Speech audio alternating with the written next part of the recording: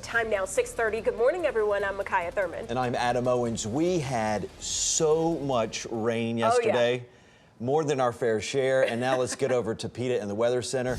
What will we see today, PETA? Authorities have arrested an Orange County minister in connection with a massive counterfeit scheme.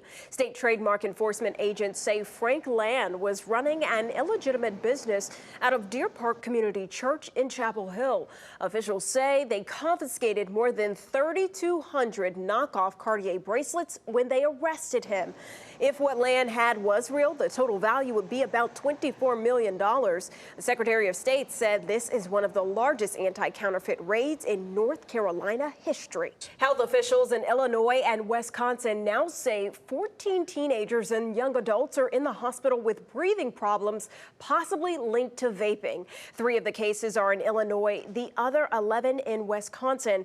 Doctors said some of the patients had to go into intensive care and be put on ventilators. We'll take care of Luna and those pups for the time being. I'm sorry, who's the father? I don't know, but let's hear it for the mom. How about that? I mean, goodness gracious, poor the lucky mom. I was like, oh, God. Lucky in quotations. Air quotes around that. All right, got it.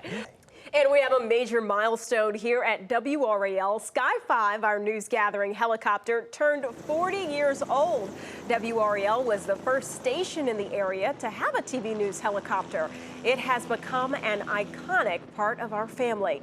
Ken Smith has a look at the years that brought us here.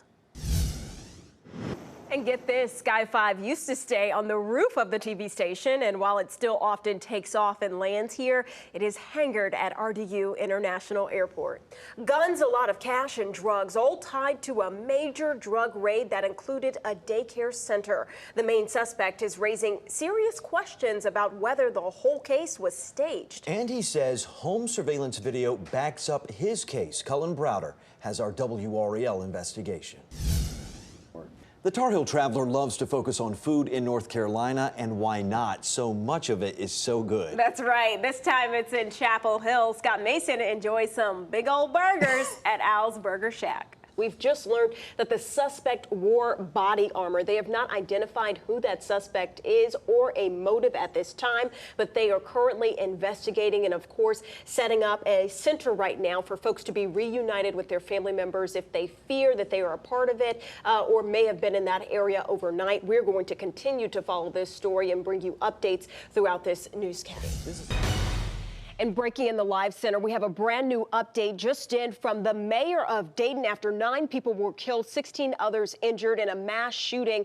Nan Wally saying, I'm heartbroken. Thank you to our first responders for all that you've done. We will share updates as we have more information. This just being posted as the investigation continues. This is a live picture just outside that scene where those folks were killed.